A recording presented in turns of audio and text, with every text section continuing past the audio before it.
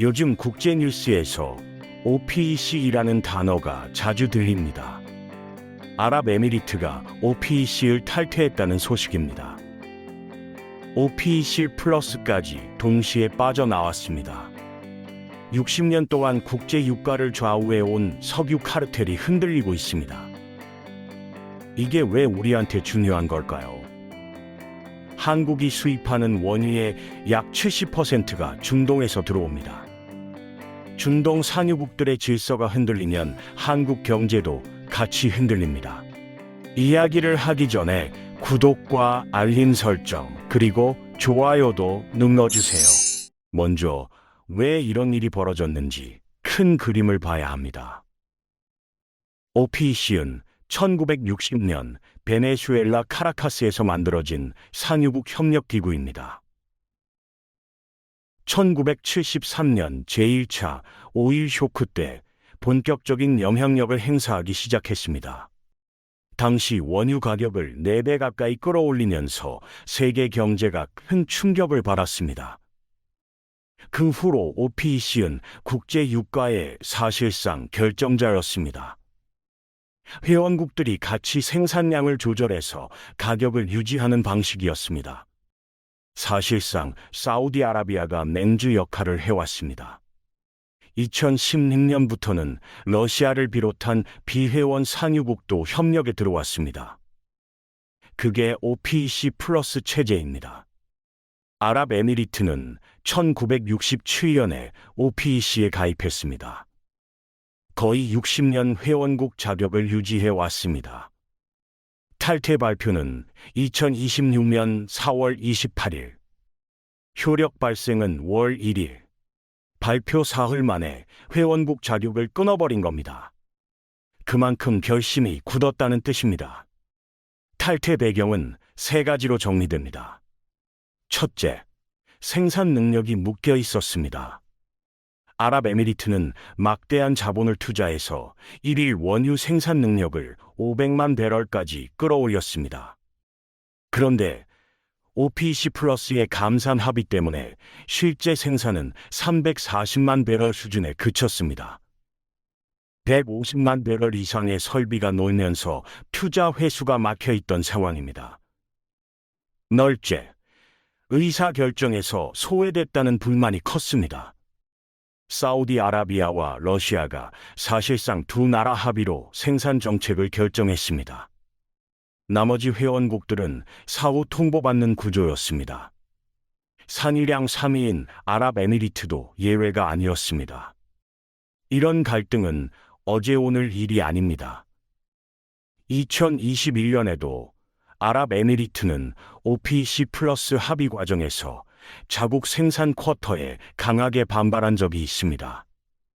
그 후로 사우디아라비아와의 지역 주도권 갈등이 계속 깔려 있었습니다. 셋째, 시점을 길게 본 판단입니다. 세계가 에너지 전환으로 가고 있습니다. 전기차 보급, 재생에너지 확대, 탄소 중립 정책이 동시에 진행 중입니다. 석유 수요가 정점을 지나 줄어들 가능성이 거론되고 있습니다. 지금 팔 수 있을 때 최대한 많이 팔자는 실리주의입니다. 비싸게 적게 파는 것보다 많이 빠르게 파는 게 낫다는 판단입니다. 숫자로 살펴보겠습니다. 아랍에미리트는 OPEC 내 산유량에서 약 12%를 차지했습니다. 사우디아라비아와 이라크 다음으로 큰 산유국입니다. 1일 500만 배럴 생산 체제를 2027년까지 구축한다는 계획입니다. 추가 투자 규모도 만만치 않습니다. 기존 1,500억 달러 투자 프로그램은 그대로 유지. 거기에 500억 달러 규모의 신규 원유 프로젝트가 추가로 발표됐습니다. 한화로 약 78조 원 규모입니다. 이 돈은 디지털 기술, 금융, 관광 등 석유 이후의 산업으로 다시 흘러갈 계획입니다. 과거 탈퇴 사례와 비교해 보겠습니다. 카타르는 2019년에 OPEC를 떠났습니다. 이유는 천연가스 중심 전략 전환과 사우디와의 외교 갈등이었습니다. 앙골라는 2024년에 감산 쿼터 불만으로 빠져나갔습니다.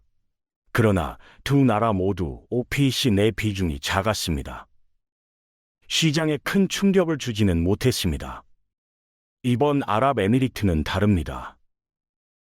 상유량 3위 국가의 이탈입니다. 실제 탈퇴 직후 일부 산유국에서 증산 움직임이 나타나기 시작했습니다. 연쇄 이탈 가능성이 시장에서 거론되고 있습니다. 여기서 또 하나 짚고 가야 할 부분이 있습니다. 이번 결정 뒤에 미국이 있다는 분석입니다. 도널드 트럼프 대통령은 오랫동안 OPEC를 비판해 왔습니다. 인위적으로 유가를 부풀려 세계 경제를 압박하는 카르텔이라는 시각입니다. 아랍에미리트의 탈퇴는 트럼프 행정부의 외교적 성과로 평가받고 있습니다. 배경에는 금융협력 메커니즘이 있습니다. 2026년 2월 28일, 미국과 이스라엘이 이란 핵시설을 공격했습니다. 이란이 호르무즈 해협 봉쇄로 맞대응에 나섰습니다. 중동 전체가 흔들리면서 아랍에미리트도 달러 유동성 압박을 받았습니다. 중앙은행 총재가 워싱턴을 직접 방문했습니다. 미국 재무장관 스콧 베센트, 연방준비제도 관계자들과 만나 토화 스왑을 협의했습니다. 4월 22일, 베센트 장관은 CNBC 인터뷰에서 이 사실을 공식 확인했습니다. 미국 재무부 산하의 환율 안정기금은 440억 달러 규모의 자산을 보유하고 있습니다. 재무장관 재량으로 즉각적인 지원이 가능한 자금입니다. 아랍에미리트가 달러 확보를 위해 보유 미국 자산을 급내도하는 상황을 사전에 막는 효과도 있습니다. 미국의 달러 안전판이 아랍에미리트의 OPEC 탈퇴를 뒷받침한 셈입니다. 이 흐름이 한국 경제에 어떤 영향을 주는지 봐야 합니다. 가장 먼저 따져야 할 것은 호르무즈 해협입니다. 호르무즈 해협은 전 세계 원유 해상 수송의 약 20%가 지나가는 길목입니다. 1일, 약 2천만 배럴의 원유가 이곳을 통과합니다. 가장 좁은 지점은 폭이 33킬로미터에 불과합니다. 사실상 이란이 통제력을 가진 수로입니다. 한국 수입 원유의 약 70%가 이 해협을 통과합니다. 이란 전쟁 발발 이후 토항이 크게 제약된 상태입니다. 2026년 3월에는 이란 혁명 수비대가 아랍에미리트의 푸자이라 항구를 공습했습니다. 유류 저장 시설에 큰 화재가 났습니다. 호르무즈 우회로조차 안전지대가 아니라는 게 드러난 셈입니다. 여기서 아랍에미리트의 지정학적 위치가 결정적입니다. 다른 걸프 산유국과 달리 호르무즈 해협 바깥으로 직접 원유를 빼낼 수 있습니다. 하브샨에서 푸자이라 항구까지 370km 송유관이 깔려 있습니다. 1일 약 150만 배럴, 최대 108만 배럴까지 수송할 수 있습니다. 이 물량은 호르무즈를 거치지 않고 인도양으로 바로 빠집니다. 한국 정유사 입장에서는 매우 중요한 변수입니다. SK이노베이션, GS칼텍스, 애쉬노일 모두 푸자이라 경유 물량을 주목하고 있습니다. 특히 S오일은 사우디아라비아 아람코가 최대 주주입니다. 사우디 원유에 대한 의존도가 구조적으로 높습니다. 반면 SK이노베이션과 GS칼텍스는 상대적으로 도입선 다변화에 더 적극적입니다. 유가가 출렁이면 정유사 실적도 같이 움직입니다. 유가 상승기에는 보유 원유 재고의 가치가 오르는 재고 평가 이익이 발생합니다. 반대로 유가 급락기에는 재고 평가 손실이 발생합니다. 이번 OPEC 균열은 정유사 경영 환경 자체를 흔드는 변수입니다. 그러나 단기적으로 한국이 곧바로 혜택을 보기는 어렵다는 분석이 우세합니다. 호르무즈 봉쇄가 풀리지 않는 한 실제 인도 비용은 계속 높을 수밖에 없습니다. 5월 현재 서부 텍사스산 원유는 배럴당 $100에 근접한 수준입니다. 고환율, 고물가 압력이 단기간에 해소되기는 어렵다는 게 에너지경제연구원의 분석입니다. 장기적으로는 다른 그림이 펼쳐집니다. 호르무즈 긴장이 점차 풀리고 토왕이 정상화되면 상황이 달라집니다. 아랍에미리트의 대규모 유휴 생산력이 시장에 풀립니다. OPEC의 가격 통제력이 사실상 무너지면서 산유국 간 증산 경쟁이 벌어질 가능성이 큽니다. 이 경우 유가는 배럴당 $70대 이하로 내려갈 여지가 생깁니다. 고물가와 고금리에 시달려온 한국 경제에는 긍정적인 신호입니다. 이건 짚고 넘어가야 합니다. 지금 일어나고 있는 일은 단순한 회원국 한 곳의 이탈이 아닙니다.